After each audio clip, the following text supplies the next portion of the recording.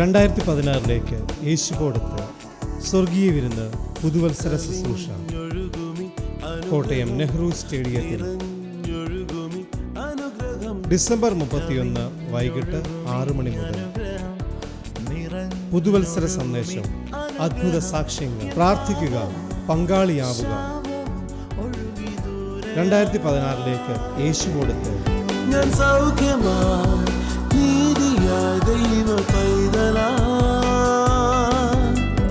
യേശുവിൻ സ്വന്തമായി തീർന്നു ഞാൻ. എന്നെന്നും കവിഞ്ഞൊഴുകുമി അനുഗ്രഹം, നിറഞ്ഞൊഴുകുമി അനുഗ്രഹം. കവിഞ്ഞൊഴുകുന്ന അനുഗ്രഹത്തിലേക്ക് വീണ്ടും സ്വാഗതം. നമ്മുടെ കർത്താവായ യേശു ക്രിസ്തുവിൻ്റെ നിസ്തുല്യ നാമത്തിൽ എല്ലാവർക്കും സ്നേഹം അറിയിക്കുന്നു. പ്രിയപ്പെട്ടവരെ, ഇന്ന് പ്രഭാതത്തിൽ നമുക്ക് ഒരുമിച്ചായിരിക്കാൻ കർത്താവ് കൃപ തന്നോർത്ത് ഞാൻ കർത്താവിനെ സ്തുതിക്കുന്നു, വാഴ്ത്തുന്നു. നമ്മൾ എത്ര അനുഗ്രഹിക്കപ്പെട്ട ദിവസമാണ് കർത്താവ് നമുക്ക് വേണ്ടി ഉണ്ടാക്കിയത്. ഞാൻ ഓർക്കായിരുന്നു, ഒരു ബർത്ത്ഡേ പോയി രാവിലെ എഴുന്നേൽക്കുമ്പോൾ ആ ദിവസം തൻ്റെ ദിവസമാണ്. അന്ന് തന്നെ എല്ലാവരും വന്ന് തന്നെ വിഷ് ചെയ്യുന്നു, നല്ല സമ്മാനങ്ങൾ തനിക്ക് കിട്ടുന്നു, എല്ലായിടത്തും തന്നെ സ്റ്റാർ. ഇതുപോലെ ദൈവവചനം പറയുക, ഇത് കർത്താവ് എനിക്ക് വേണ്ടി ഉണ്ടാക്കിയ ദിവസം. ഒന്ന് പറഞ്ഞ്, ഇത് കർത്താവ് എനിക്ക് വേണ്ടി മാത്രം ഉണ്ടാക്കിയ ദിവസം. ഇന്നത്തെ ഹീറോ ഞാനാ. യേശു എൻ്റെ കൂടെ ഉള്ളതുകൊണ്ട് ഇന്ന് ഹീറോ ഞാനാ. എല്ലാ കണ്ണുകളും ഇന്ന് എൻ്റെ മേലെ. ഞാൻ ഓർക്കായിരുന്നു, കുഞ്ഞിനെ സ്കൂളിൽ പൊതി കൊണ്ടുപോകുമ്പോൾ അമ്മയ്ക്ക് ഭയങ്കര സ്നേഹം. അതുകൊണ്ട് ഈ പൊതിക്കകത്ത് ഇങ്ങനെ ചോറ് നിറച്ച് വെക്കും. പാത്രം തുറക്കുന്ന ഉടനെ അതിൽ നിന്ന് തുളുമാൻ തുടങ്ങും. അപ്പം ഈ ലോകത്തിലെ അമ്മയ്ക്ക് അത്ര സ്നേഹമാണെങ്കിൽ, ദൈവവചനം പറയാം, പെറ്റമ്മ നിന്നെ സ്നേഹിക്കുന്നതിനേക്കാൾ അധികമായിട്ട് ഞാൻ നിന്നെ സ്നേഹിക്കുന്നു. അപ്പം ഇന്ന് ഈ പ്രഭാതത്തിൽ നമ്മൾ ആരംഭിക്കുമ്പോൾ ആ പൊതിപാത്രത്തിൽ ചോറ് നിറഞ്ഞ് കവിയുന്ന പോലെ കർത്താവ് ഒത്തിരി നന്മകൾ ലോകസ്ഥാപനത്തിന് മുമ്പ് നമുക്ക് വേണ്ടി ഒരുക്കി വെച്ചിട്ടുണ്ട്. അതെല്ലാം ഒന്ന് അനുഭവിക്കണ്ടേ? ആ സന്തോഷത്തോടെ കർത്താവെ, ഞാനിങ്ങനെ റെഡി ആയിട്ടിരിക്കുക. എന്ത് അനുഗ്രഹങ്ങളാണ് ഇന്ന് വരെ കാണാത്ത, ആരും കണ്ടിട്ടില്ലാത്ത അനുഗ്രഹങ്ങൾ ഒരുക്കി വെച്ചത്. എനിക്കൊന്ന് കാണണം. അങ്ങനെ ഒരു വലിയ ആകാംക്ഷയോടെ, ഒരു പ്രതീക്ഷയോടെ നമുക്ക് ആരംഭിക്കാം. കഴിഞ്ഞ ദിവസം മഞ്ചേരി നടന്ന മീറ്റിങ്ങിൻ്റെ അനുഗ്രഹിക്കപ്പെട്ട വചനവും സാക്ഷ്യവും നമ്മൾ കേട്ടത് ഓർക്കുന്നില്ലേ? ഇന്ന് തുടർന്നും ആ വചനത്തിൻ്റെ തുടർച്ച നമുക്ക് കേൾക്കാം. അത്ഭുത സാക്ഷ്യങ്ങൾ നമുക്ക് കേൾക്കാം. ഇപ്പോൾ ദൈവവചനത്തിലേക്ക് നമുക്ക് പോകാം.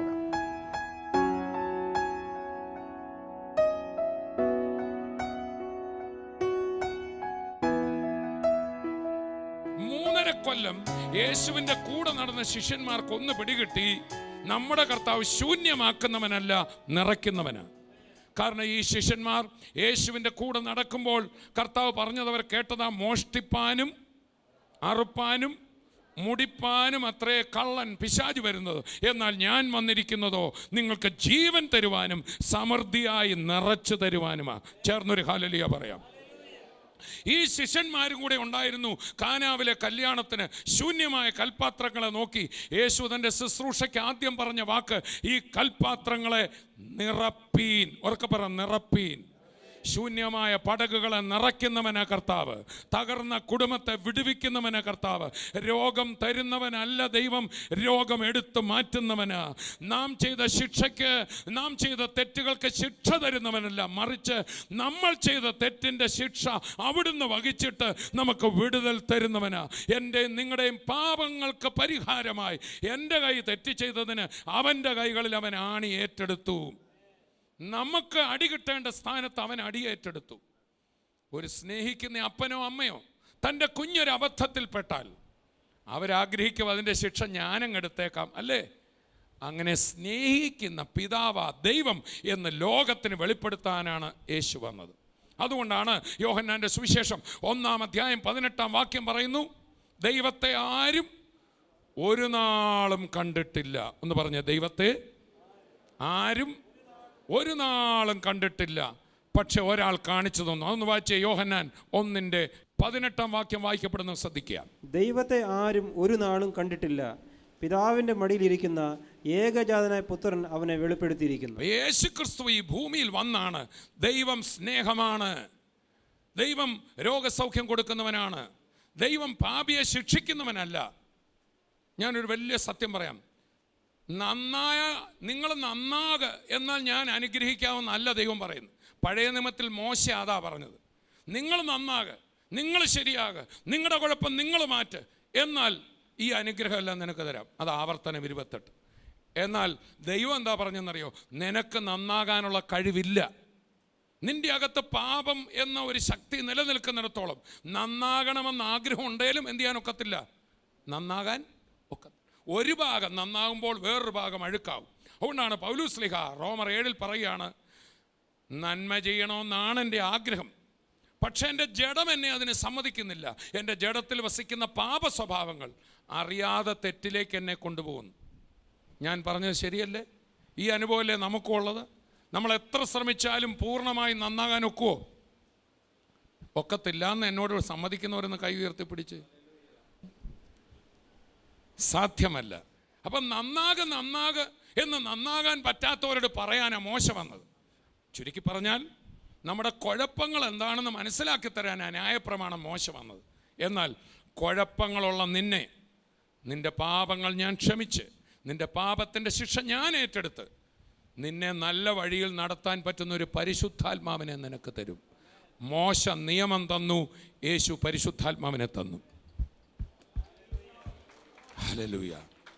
അതുകൊണ്ടാണ് പാപത്തിൽപ്പെട്ടവരെ, തെറ്റുകൾ ചെയ്തവരെ യേശു കണ്ടപ്പോൾ, അവരെ ശിക്ഷിക്കാൻ തുടങ്ങിയപ്പോൾ, നിങ്ങളിൽ പാപമില്ലാത്തവൻ അവളെ കല്ലെറിയട്ടെ, അവളുടെ പാപങ്ങൾ ക്ഷമിച്ചിട്ട് കർത്താവ് ഒടുവിൽ എന്ത് ചെയ്തു? നമ്മുടെ പാപപരിഹാരത്തിനായിട്ട് മരിച്ചു, അടക്കപ്പെട്ടു, ഉയർത്തു.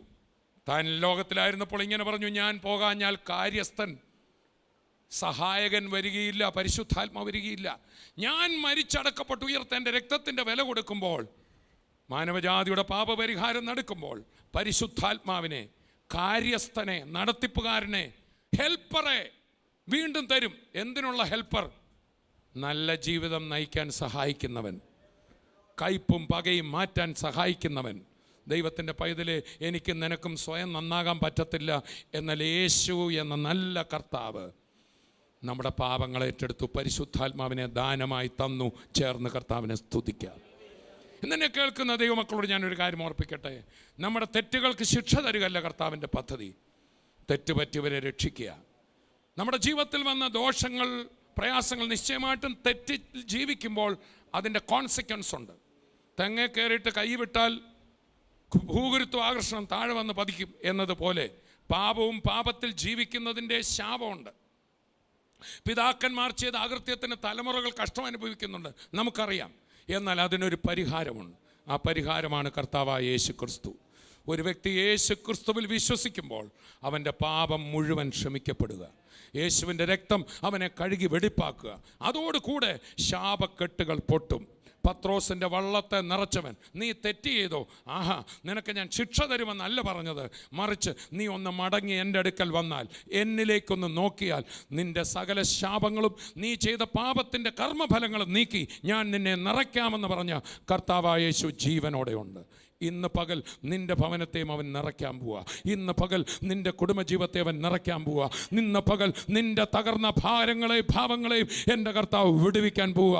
യേശു 2 കരവും നീട്ടി വിളിക്കുക, മകനെ എൻ്റെ അടുക്കൽ വാ, മകളെ എൻ്റെ അടുക്കൽ വാ. നിൻ്റെ ശാപക്കെട്ടുകൾ പൊട്ടും. നിൻ്റെ ജീവിതത്തിൽ വന്ന പരാജയങ്ങളുടെ എല്ലാം ഞാൻ മാറ്റിയെഴുതും. നിനക്കെഴുതിയ ദുഷ്ടൻ ചെയ്തു വെച്ച കെട്ടുകൾ ഞാൻ പൊട്ടിക്കും. ഞാൻ നിന്നെ അനുഗ്രഹിക്കും, ഞാൻ നിന്നെ നിറയ്ക്കും. എല്ലാവരാലും തള്ളിക്കളഞ്ഞ സ്ഥാനത്ത്, എല്ലാവരാലും മാനിക്കുന്ന നിലയിൽ ഞാൻ നിന്നെ ഉയർത്തും. ഈ ലോകത്തിൽ അനുഗ്രഹം മാത്രമല്ല, ഈ മരണത്തിനപ്പുറത്ത്, ഈ ലോകത്തിനപ്പുറത്ത് എൻ്റെ കൂടെ നിത്യ യുഗങ്ങൾ വാഴുന്ന സ്വർഗദാനം ഞാൻ നിനക്ക് തരും എന്ന് കർത്താവ് വിളിച്ചു പറയുമ്പോൾ, യേശു വന്നത് ഒരു ജനതയ്ക്ക് വേണ്ടി മാത്രമല്ല, മാനവജാതിക്ക് രക്ഷ തരാനാ. ഇത് വിശ്വസിക്കുന്ന നിമിഷം നീ ഒരു പുതിയ സൃഷ്ടിയായിത്തീരും. ഹല്ലേലൂയ. യേശു ഈ ലോകത്തിലായിരുന്നപ്പോൾ രോഗവും പ്രയാസവും ഒക്കെ വന്നവർ, ദാരിദ്ര്യം വന്നവർ, അവർ ഇങ്ങനെ പറഞ്ഞു, ഇത് ദൈവം തന്നതാ, ഇത് ദൈവം തന്നതാ. എന്നെ കർത്താവ് അവരോട് പറഞ്ഞു, ദോഷികളായ നിങ്ങളുടെ മക്കൾ വന്ന് നിങ്ങളോട് എന്തെങ്കിലും ചോദിച്ചാൽ തിന്മ കൊടുക്കുമോ? ഇല്ലല്ലോ. അപ്പം ചോദിച്ചാൽ നിങ്ങൾ കല്ല് വാരി കൊടുക്കുമോ കുഞ്ഞുങ്ങൾക്കില്ലല്ലോ. മീൻ ചോദിച്ചാൽ പാമ്പിനെ പിടിച്ച് കൊടുക്കുമോ? ഇല്ലല്ലോ. മുട്ട ചോദിച്ചാൽ തേള് കൊടുക്കുമോ? ഇല്ലല്ലോ.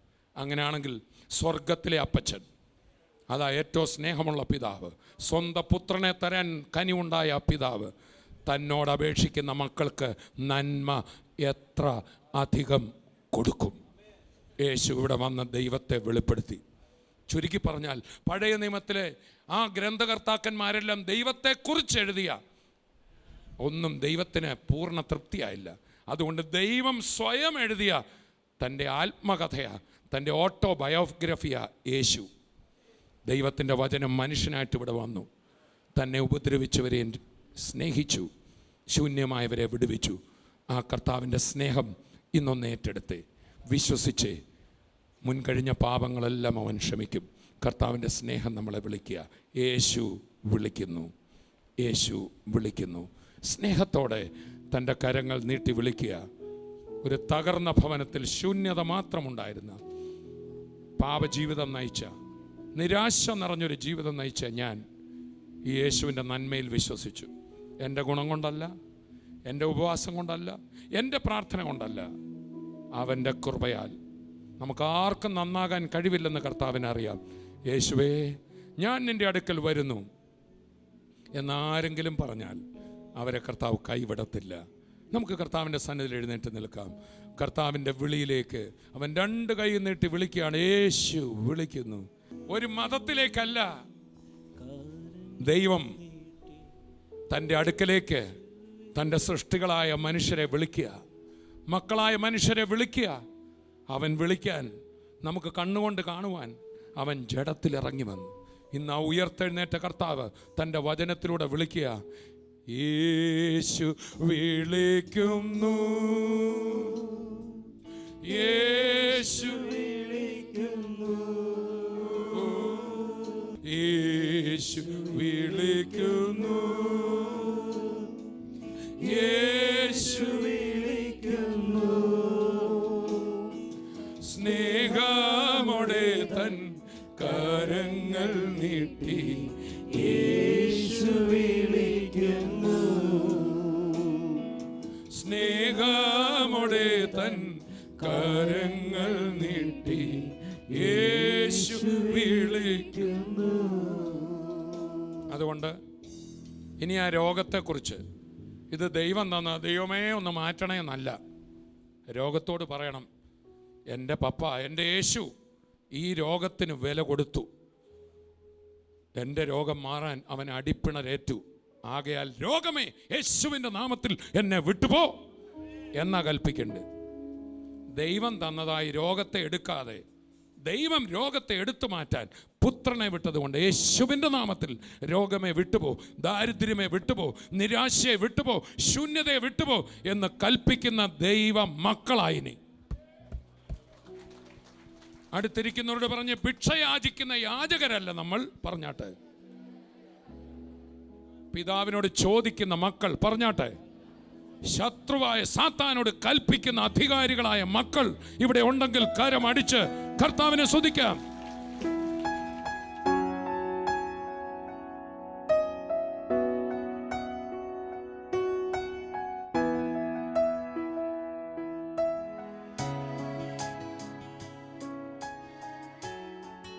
മോന് സൗഖ്യമായോ? മോൻ എന്തായിരുന്നു മോനെ പ്രയാസം? 2 വർഷമായിട്ട് തലവേദനയും, ഈ കൊച്ചിൻ്റെ ഇവിടെ ഒരു മുഴയുണ്ടായിരുന്നു. പ്രാർത്ഥിച്ചു കഴിഞ്ഞപ്പം ആ മുഴയും മാറി, തലവേദനയും മാറി. ആണോ മോനെ? എന്തുവായിരുന്നു മോൻ്റെ പ്രയാസം? അവിടെ ഒരു മുഴയുണ്ടായിരുന്നു. ഇപ്പൊ പ്രാർത്ഥിച്ച ശേഷം അതില്ല. ചേർന്ന് കർത്താവിന്. അമ്മയാണോ?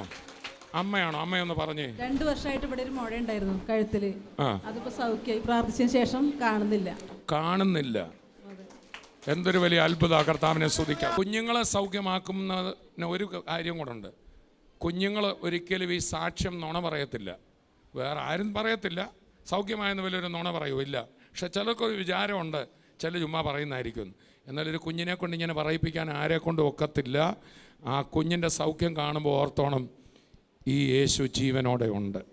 കരമടിച്ച് കർത്താവിനെ സ്തുതിക്കുക. മോനെ, പ്രാർത്ഥിച്ചപ്പോൾ മോന് വല്ല അനുഭവം ഉണ്ടായോ? തണുപ്പ് കഴുത്തിൽ വന്നു. കർത്താവിൻ്റെ കര സ്പർശിച്ചു. ചേർന്നൊരു ഹല്ലേലൂയ പറഞ്ഞാട്ടെ. ഈ സഹോദരിക്ക് വയറ്റിൽ അസ്വസ്ഥതയുണ്ടായിരുന്നു. 4 വർഷമായിട്ട് പല ഡോക്ടർമാരെ കാണിച്ചു. പലരും പല മരുന്ന് കൊടുത്തു. പക്ഷെ ഈ സഹോദരിക്ക് ഒരു കുറവും വന്നില്ല. അതുപോലെ ഈ പെടലിക്ക് ഭയങ്കര വേദനയായിരുന്നു. ഈ പ്രാർത്ഥിച്ചപ്പോൾ സഹോദരി പറഞ്ഞ ശരീരത്തിൽ നിന്ന് ഏതാണ്ടോ വിട്ടുമാറി. ഇപ്പൊ പൂർണ്ണ സൗഖ്യമായി. വയറിനകത്തുനിന്ന് ഒരു കെട്ടഴിഞ്ഞു പോയ പോലെ തോന്നി. പിന്നെ നട്ടെല്ലാം അനക്കാൻ പറ്റുന്നില്ലായിരുന്നു. ഓരോ ഡോക്ടറെ കാണിക്കുമ്പോൾ ഓരോ മരുന്ന് തരും, അത് കുടിക്കും, ഒരു കുറവുമില്ല. ഇപ്പോൾ എന്തോ ഒരു ശരീരത്തിനൊരു സുഖം എനിക്ക് പ്രാപിച്ചു. ഇപ്പൊ പെടലി അനക്കാവോ? പെടലി അനക്കാം, കുനിയാവും ചെയ്യാം. മറ്റേ കുനിയാൻ മേലായിരുന്നു, അനക്കാൻ പറ്റുന്നുണ്ട്. തിരിക്കാനൊക്കെ വിഷമമായിരുന്നു. ഇപ്പം തിരിച്ചിട്ട് ഒരു കുഴപ്പമില്ല, ഇല്ല, സൗഖ്യമായി. സൗഖ്യമായി. കരമടിച്ച് കർത്താവിനെ സ്തുതിക്കാം. യേശു കർത്താവിന് എല്ലാ മഹത്വം കൊടുത്തു. സഹോദരൻ ഒരു കൊല്ലമായിട്ട് വലത്തെ ചെവിക്ക് കേൾവി കുറവായിരുന്നു. ഇപ്പം പ്രാർത്ഥിച്ചു കഴിഞ്ഞപ്പോഴത്തേക്ക് ആ ചെവിക്ക് കേൾവി ശബ്ദം ശരിക്ക് കിട്ടി. എത്ര നാളായി? 1 വർഷമായി. സാധാരണ ഫോൺ ചെയ്യാറൊക്കെ ഈ ചെവിയിലെ വെച്ചിട്ട് ഫോൺ ചെയ്യാറ്. അപ്പോൾ ഇത് കേൾവി കുറവായിരുന്നു, ഇപ്പോൾ ശരിക്കും കേൾക്കുന്നുണ്ട്. ഇപ്പം ശരിക്ക് കേൾക്കുന്നുണ്ട്. ഈ പ്രാർത്ഥനയുടെ മധ്യത്തിൽ ബ്രദർ തന്നെ കൈവച്ച് പ്രാർത്ഥിച്ചപ്പോൾ എന്തെങ്കിലും അനുഭവം ഉണ്ടായോ? തരിപ്പ്, ഇങ്ങനെ ഒരു വൈബ്രേഷൻ ഉണ്ട്. ഒരു വൈബ്രേഷൻ ശരീരത്തിൽ അനുഭവിച്ചു. ഇപ്പം ചെവി തുറന്നു, ക്ലിയറായി. കരമടിച്ചു കർത്താവിനെ സ്തുതിക്കാം. കുറച്ച് നാളുകളായിട്ട് മുട്ടുവേദനയായിട്ടിരിക്കുക. അത് വേദന, ഞരമ്പിന് വളയ്ക്കാനൊക്കെ പ്രയാസമൊക്കെ ഉണ്ടായി. ഇപ്പോൾ പ്രാർത്ഥിച്ച സമയത്ത്, യേശുവിനോട് പ്രാർത്ഥിച്ച സമയത്ത് ഒരു വിറയലുമാതിരിയാണ് ആ കാലുകൾക്കുണ്ടായത്. ഇപ്പോൾ എനിക്ക് വന്നിരുന്നപ്പോൾ കോമ്പൗണ്ടിലേക്ക് ഇതിലേക്ക് കയറി വരുമ്പോൾ എനിക്ക് സ്റ്റെപ്പ് കയറാൻ കൂടെ വയ്യായിരുന്നു. ബുദ്ധിമുട്ടിയിട്ടാണ് കുറച്ച് നാളായിട്ട് വീണ്ടും വേദന വന്നത്. ഇപ്പോൾ എനിക്ക് ഇരിക്കാനും കുറച്ച് ബുദ്ധിമുട്ടുകളും വേദനകളും മാറി. തന്നെത്താനെയാണോ പ്രാർത്ഥിച്ചത്? തന്നെത്താനെ യേശുവിനോട് പ്രാർത്ഥിച്ചപ്പം കാലിനൊരു ഒരു വിറയലുമാതിരി ഉണ്ടായി. ഇപ്പൊ സൗഖ്യമായി. എത്ര നാളായിട്ട് ഈ പ്രശ്നം ഉണ്ടായിരുന്നു?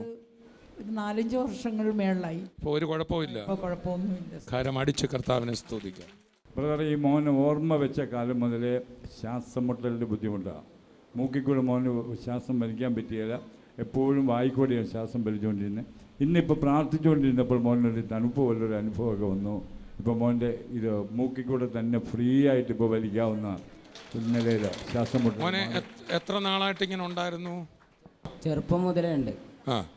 അപ്പോൾ ഇപ്പോൾ പ്രാർത്ഥിച്ചപ്പോൾ ശരീരത്തിൽ എന്തോ തണുപ്പ് ഇങ്ങനെ ഇറങ്ങിയിട്ട് ഇപ്പം മൂക്ക് തുറന്നു, മൂക്ക് രണ്ടും വലിക്കാൻ പറ്റുന്നു. അങ്ങനെ വലിക്കാൻ മേലായിരുന്നു? ഇല്ല, ഒരു മൂക്കിന് അടഞ്ഞിട്ട്. എത്ര വർഷമായി? ചെറുപ്പം മുതലേ ഉണ്ടായിരുന്ന, വർഷങ്ങളായി അടഞ്ഞിരുന്ന മൂക്ക് കർത്താവ് തൊട്ട് സൗഖ്യമാക്കിയതിനായി കരമടിച്ച് കർത്താവിനെ സ്തുതിക്കാം. ബ്രദറിന് ചെസ്റ്റിൻ്റെ വിഷയമുണ്ടായിരുന്നു, കാൽമുട്ടിൻ്റെ വിഷയമുണ്ടായിരുന്നു. പ്രാർത്ഥിച്ചു കഴിഞ്ഞപ്പോഴത്തേക്ക് അത് മാറി. ചെസ്റ്റിന് എന്തായിരുന്നു പ്രയാസം? വളരെ നാളായിട്ട് എനിക്ക് കഫക്കെട്ട് മാതിരി ശ്വാസം മുട്ടൽ ചെറുതായിട്ട് അനുഭവപ്പെടുമായിരുന്നു. ലാബ് ടെസ്റ്റ് ഡോക്ടർമാരുടെ അടുത്തെല്ലാം പോകുമ്പോൾ ഒരു കുഴപ്പമില്ലെന്ന് പറയാം. ലാബ് ടെസ്റ്റിലെല്ലാം ക്ലിയർ. പക്ഷേ എനിക്ക് എപ്പോഴും ഒരു അസ്വസ്ഥത. ഇപ്പോൾ ഞാൻ പ്രാർത്ഥിച്ച സമയത്ത് നെഞ്ചിൽ കൈവച്ച് പ്രാർത്ഥിച്ചു, അത് സൗഖ്യമാകണമെന്ന് പ്രാർത്ഥിച്ചു. ആ നെഞ്ചിൻ്റെ അസ്വസ്ഥത വിട്ടൊഴിഞ്ഞു പോയതായിട്ട് എനിക്ക് ഫീൽ ചെയ്യുന്നുണ്ട്. ഇപ്പോൾ ഫ്രീ ആയി, അസ്വസ്ഥതയില്ല, കഫക്കെട്ടുകളെല്ലാം ഒഴിഞ്ഞു പോയതായിട്ട് ഫീൽ ചെയ്യുന്നുണ്ട്. ശരിക്കും അറിയാൻ പറ്റുന്നു. കരമടിച്ച് നമുക്ക് കർത്താവിനെ സ്തുതിക്കാം. പിന്നെ ഒരു 15 വർഷമായിട്ട് എന്നെ അലട്ടിക്കൊണ്ടിരുന്ന 2 കാൽമുട്ടലിൻ്റെയും വേദന, അതുകൊണ്ട് ഒരുപാട് ട്രീറ്റ്മെൻറ്റ് ചെയ്തിട്ടുള്ളതാണ്. ആയുർവേദം, അലോപ്പതി എല്ലാം ചെയ്തു. അത് ടാബ്ലറ്റ് കഴിക്കുമ്പോൾ മാത്രം ഒരു സുഖം ഉണ്ടാവും, അധികം നേരം നിൽക്കാൻ പറ്റുന്നില്ല. ഇപ്പോൾ 2 വർഷമായിട്ട് ഞാനൊരു ട്രീറ്റ്മെൻറ്റ് എടുക്കുന്നില്ല. ഞാൻ എൻ്റേതായ വഴിക്ക് ഒരു അഡ്ജസ്റ്റ്മെൻറ്റിലുള്ള നടപ്പ് മാത്രമായിരുന്നു. 2 മിനിറ്റ് പോലും നിൽക്കാൻ പറ്റുന്നില്ല. ഇപ്പോൾ ഞാൻ കാൽമുട്ടിൽ കൈ വെച്ച് പ്രാർത്ഥിച്ചു. ആ വേദന എന്നെ വിട്ടൊഴിഞ്ഞു പോയിട്ടുണ്ട്. നടക്കാൻ പ്രയാസം ഉണ്ടായിരുന്നത് അത് വിട്ടൊഴിഞ്ഞു പോയി. കരമടിച്ച് നമുക്ക് കർത്താവിനെ. ഇപ്പോൾ വേദന ഇല്ല. ഇപ്പോൾ ഇത്രയും നേരമായിട്ട് ഞാനിവിടെ നിൽക്കുമ്പോൾ എനിക്കൊരു ഇത്ര നേരം പോലും എനിക്ക് നിൽക്കാൻ പറ്റുന്നില്ലായിരുന്നു. ഇപ്പോൾ ഒരു കുഴപ്പം തോന്നുന്നില്ല, ആ വേദനയില്ല. ചേർന്ന് കർത്താവിനെ സ്തുതിക്കാം. ബ്രദറെ, ഈ മോള് ഇവിടെ വരുമ്പോൾ തലവേദന, കണ്ണിന് വേദന, ശരിക്കും വേദനയാണ്. ഹസ്ബൻഡ് മരിച്ചു പോയതെല്ലാം വലിയ ഭാരമായിരുന്നു. സിസ്റ്റർ, എന്തായിരുന്നു പ്രയാസം? 4 വർഷമായിട്ട് എനിക്ക് തലവേദനയും കണ്ണിന് ഭയങ്കര വേദനയായിരുന്നു. പിന്നെ ഉറക്കം കുറവായിരുന്നു. ഒരു 5-6 മാസമായിട്ട് ഉറക്കം തന്നെ അല്ല. പിന്നെ എൻ്റെ ജോലി നഷ്ടപ്പെട്ടു ഈ ഒരു തലവേദന കാരണം. പക്ഷെ എനിക്കിപ്പോൾ ഇവിടെ വന്നിട്ട് അത് മാറി. പ്രാർത്ഥിച്ചപ്പോൾ എന്താ സംഭവിച്ചേ? പ്രാർത്ഥിച്ചപ്പോൾ എൻ്റെ തലയിൽ ഉള്ള ഒരു ഇത് ഇപ്പം എനിക്ക് തലയിലെ താഴെ വീണ ആ സമയത്ത് എന്തെങ്കിലും ശരീരത്തിൽ നിന്ന് ഇതൊരു വിടുതൽ അറിഞ്ഞോ? ഇപ്പൊ തലയിലെ കെട്ടഴിഞ്ഞു പോയി. എന്തോ അറിഞ്ഞേ? തലയിലൊരു കെട്ട് ഉള്ളത് പോലെയായിരുന്നു എനിക്ക് ആദ്യം തന്നെ ഫീൽ ചെയ്തിരുന്നത്. പിന്നെ കണ്ണിനും അതുപോലെ ആ കെട്ട് അഴിഞ്ഞു പോയി. കരമടിച്ച് കർത്താവിനെ സ്തുതിക്കാം. എത്ര അനുഗ്രഹിക്കപ്പെട്ട വചനവും എത്ര അത്ഭുതകരമായ സാക്ഷ്യങ്ങളാണ് നമ്മൾ കേട്ടത്. കർത്താവ് യേശു ക്രിസ്തുവിനെ നമ്മൾ അറിയും തോറും നമ്മൾ സ്വതന്ത്രരായിക്കൊണ്ടിരിക്കും. ദൈവവചനത്തിൽ ഇങ്ങനെയാണ് പറയുന്നത്, ദൈവത്തെ ആരും ഒരു നാളും കണ്ടിട്ടില്ല, തൻ്റെ മടിയിലിരുന്ന യേശു നമുക്ക് വെളിപ്പെടുത്തി. യേശുവിന് മാത്രമേ പിതാവിനെ വെളിപ്പെടുത്താൻ പറ്റത്തുള്ളൂ. നമ്മൾ ഒന്നും അറിഞ്ഞിട്ടില്ല. നിങ്ങൾ കർത്താവായ യേശു ക്രിസ്തുവുമായിട്ട് വ്യക്തിപരമായൊരു ബന്ധം ഉണ്ടാക്കിയാൽ, എൻ്റെ യേശുവേ അങ്ങ് എനിക്കൊന്ന് വെളിപ്പെടുത്തണമെന്ന് പറഞ്ഞാൽ ഇന്ന് വരെ ആർക്കും വെളിപ്പെട്ടിട്ടില്ലാത്ത പോലെ യേശു നിങ്ങൾക്ക് വെളിപ്പെടുത്തും. അതുകൊണ്ടാണ് കർത്താവിൻ്റെ മാർവിൽ ചാരിയിരുന്ന യോഹന്നാന് മാത്രമാണ് ആ യേശുവിൻ്റെ സ്നേഹത്തിൻ്റെ അല്പമെങ്കിലും ആഴം കാണാൻ സാധിച്ചത്. താനാണ് ഇങ്ങനെ 14-ാം അധ്യായത്തിൽ പറഞ്ഞത്. യേശു പറഞ്ഞൊരു വചനമാണ്, എന്നെ സ്നേഹിക്കുന്നവൻ ഞാൻ എന്നെ തന്നെ വെളിപ്പെടുത്തും. പ്രിയപ്പെട്ടവരെ, കർത്താവിനെ ഇന്ന് വരെ നമ്മൾ കാണുന്ന പോലെ കണ്ടിട്ടില്ല.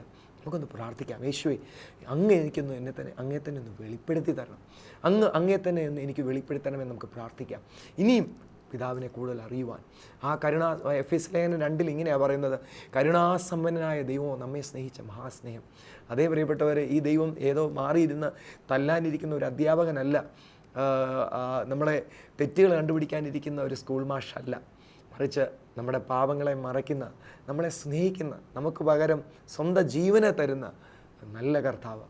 നമുക്ക് ചേർന്ന് പ്രാർത്ഥിക്കാം. എനിക്ക് ഉറപ്പുണ്ട് ഇന്ന് നമ്മൾ പ്രാർത്ഥിക്കുമ്പോൾ കർത്താവ് നമ്മുടെ മധ്യത്തിൽ വലിയ അത്ഭുതങ്ങൾ ചെയ്യാൻ പോവുകയാണ്. പ്രിയ പിതാവേ, യേശുവിൻ്റെ നാമത്തിൽ ഞങ്ങൾ ചേർന്ന് പ്രാർത്ഥിക്കുന്നു. കർത്താവെ, അങ്ങ് പറഞ്ഞല്ലോ, സത്യമറിയേ സത്യം നിങ്ങളെ സ്വന്തമാക്കും. യേശുവെ, അങ്ങ് ഈ ലോകത്തിൽ വന്നത് ഒരു മതം സ്ഥാപിക്കാനല്ലല്ലോ, പിതാവിനെ വെളിപ്പെടുത്തുവാനും ദൈവസ്നേഹത്തെ വെളിപ്പെടുത്തുവാനും. കർത്താവെ, ഞങ്ങൾ ചേർന്ന് പ്രാർത്ഥിക്കും. ഈ ദിവസങ്ങളിൽ ഞങ്ങൾ കേട്ട അനുഗ്രഹിക്കപ്പെട്ട വചനം 100 മേനിയായി ഞങ്ങളുടെ ജീവിതത്തിൽ ഞങ്ങൾക്ക് വലിയ വിടുതലായി, കർത്താവിനോട് കൂടുതൽ അടുക്കുവാൻ, ദൈവസ്നേഹത്തിൻ്റെ ആഴങ്ങളെ അറിയുവാൻ മുഖാന്തരമായി തീരണമെന്ന് പ്രാർത്ഥിക്കും. ഞങ്ങളുടെ ഹൃദയദൃഷ്ടിയെ പ്രകാശിപ്പിക്കണമേ എന്ന് പ്രാർത്ഥിക്കും. എന്നെ കേൾക്കുന്ന ഓരോ പ്രിയപ്പെട്ടവരും ഒരെന്ത് വിഷയത്തിലിരിക്കുന്നു, നാഥാ, നീ സകലതും അറിയുന്നു. ഇപ്പോൾ ആ വിഷയങ്ങളുടെ മേൽ അവിടുന്ന് അത്ഭുതം ചെയ്തതിനായി, അവരുടെ മേൽ വിടുതൽ അയക്കുന്നതിനായി സ്വന്തം യേശുവിൻ്റെ നാമത്തിൽ അടിയങ്ങൾ ചേർന്ന് പ്രാർത്ഥിക്കുമ്പോൾ കർത്താവ്, ഇപ്പോൾ തന്നെ ഒരു അത്ഭുതം ആ ഭവനത്തിൽ നടക്കട്ടെ. രോഗികൾ സൗഖ്യമാകട്ടെ. ആ അസ്ഥിയുടെ തേയ്മാനം യേശുവിൻ്റെ നാമത്തിൽ സൗഖ്യമാകട്ടെ. വലതുകരം ചലിക്കുവാൻ കഴിയാതെ തളർന്ന് ഇരിക്കുന്ന അവസ്ഥയിൽ എന്നെ കേൾക്കുന്ന വ്യക്തി, യേശുവിൻ്റെ നാമത്തിൽ എൻ്റെ യേശുവിനെ മരിച്ചവെന്ന് ഉറപ്പിച്ച പിതാവിൻ്റെ പുനരുദ്ധാന ശക്തി ഇപ്പോൾ ആ ശരീരത്തിൻ്റെ മേൽ വ്യാപരിക്കുമ്പോൾ ചലിക്കാത്ത അവയവം ചലിക്കട്ടെ. യേശുവിൻ്റെ നാമത്തിൽ മകനെക്കുറിച്ച് ഭാരപ്പെട്ടിരിക്കുന്ന മാതാവ്, യേശുവിൻ്റെ നാമത്തിൽ പ്രാർത്ഥിക്കുമ്പോൾ കർത്താവെ, ആ മകൻ മടങ്ങി വരട്ടെ. ആ മകൻ ഈ അമ്മയെ വിളിക്കട്ടെ. യേശുവിൻ്റെ നാമത്തിൽ ഭവനത്തിൽ സമാധാനം ഉണ്ടാകട്ടെ. അപ്പോൾ തന്നെ മദ്യപാനത്താൽ ഭവനത്തിൽ സമാധാനം ഇല്ലാതെ എന്നെ കേൾക്കുന്ന വ്യക്തി ജീവിതങ്ങൾ, കർത്താവെ, അവിടുന്ന് സമാധാന പ്രഭുവാണ്. ഇനി യേശുവിൻ്റെ സാന്നിധ്യം ഇപ്പോൾ ആ ഭവനത്തിൽ ഇറങ്ങട്ടെ. യേശുവിൻ്റെ നാമത്തിൽ നിങ്ങൾ ചേർന്ന് പ്രാർത്ഥിക്കുമ്പോൾ കർത്താവെ, ആകാശവും ഭൂമിയും അവിടുത്തെ മഹത്വം കൊണ്ട്, അവിടുത്തെ സാന്നിധ്യം കൊണ്ട് നിറഞ്ഞിരിക്കുമ്പോൾ ഇപ്പോൾ കർത്താവെ, ഇവരെവിടെയാണെങ്കിലും ആ മുറിക്കകത്ത് അത്ഭുതം നടക്കുന്നതിനായി സ്തോത്രം. അവിടുത്തെ സാന്നിധ്യം ഇറങ്ങുന്നതിനായി സ്തോത്രം. അത്ഭുത സാക്ഷ്യം, അവിടുന്ന് അത്ഭുത മന്ത്രിയ, വീരനാകുന്ന ദൈവമാണ്. അങ്ങയാൽ അസാധ്യമായതൊന്നുമില്ല. കർത്താവെ, നീ അത് ചെയ്തതിനായി നന്ദി. തിരുനാമ മഹത്വത്തിനായി, പിതാവ് പുത്രനിൽ മഹത്വപ്പെടേണ്ടതിന് എൻ്റെ യേശുവെ അവിടുത്തെ നാമത്തിന് അത് ചെയ്തതിനായി നന്ദി. സകല നാമത്തിനു മേലായ ആ നാമത്തിൽ ഇപ്പോൾ അത്ഭുതം നടന്നതിനായി നന്ദി പറയും. കണ്ണിൻ്റെ കാഴ്ചശക്തി മടങ്ങി വരട്ടെ. തിമിരം യേശുവിൻ്റെ നാമത്തിൽ മാറിപ്പോവാൻ കൽപ്പിക്കും. സൗഖ്യമാകട്ടെ. കണ്ണിന് ഓപ്പറേഷൻ പറഞ്ഞിരിക്കുന്ന വ്യക്തി, യേശുവിൻ്റെ നാമത്തിൽ ഇപ്പോൾ അത്ഭുതം നടക്കട്ടെ. കർത്താവ് ചെയ്തതിനായി നന്ദി. മുഴുവൻ മഹത്വം അങ്ങേക്ക് യേശുവിൻ്റെ നാമത്തിൽ. ആമേൻ. നോക്കൂ, ഇപ്പോൾ തന്നെ നിങ്ങൾ ചെക്ക് ചെയ്തോ, കർത്താവ് അത്ഭുതം ചെയ്തിട്ടുണ്ട്. ഭവനത്തിൽ സമാധാനമില്ലാതെ ഹൃദയത്തിലൊരു നെരിപ്പോട് പോലെ എരിയുന്ന വ്യക്തി എന്നെ കേൾക്കുന്നു. ഇപ്പോൾ തന്നെ എൻ്റെ യേശു പറഞ്ഞു, ഞാൻ എൻ്റെ സമാധാനം നിങ്ങൾക്ക് തരുന്നു. ഈ ലോകത്തിൽ എടുത്തു കളയാൻ കഴിയാത്ത ആ സമാധാനം കർത്താവ് നിങ്ങളുടെ ഉള്ളിൽ തന്നിരിക്കുക. ഇപ്പോൾ തന്നെ വിടുതലായിരിക്കുക. നിങ്ങളുടെ സൗഖ്യം, നിങ്ങളുടെ വിടുതൽ ഈ ഫോൺ നമ്പറിൽ വിളിച്ചറിയിക്കണമെന്ന് സ്നേഹപൂർവ്വം അപേക്ഷിക്കുകയാണ്. വീണ്ടും കാണും വരെ കർത്താവ് തൻ്റെ കൃപയിൽ നിങ്ങളെ ഓരോരുത്തരെയും കാത്തു സൂക്ഷിക്കുമാറാകട്ടെ. കർത്താവ് സമൃദ്ധമായി നിങ്ങളെ അനുഗ്രഹിക്കും. राजकुमार है तू, चरणों में आकर हाथ उठाकर करते हैं तेरे हम स्तुति. चरणों में आकर हाथ उठाकर करते हैं तेरे हम स्तुति.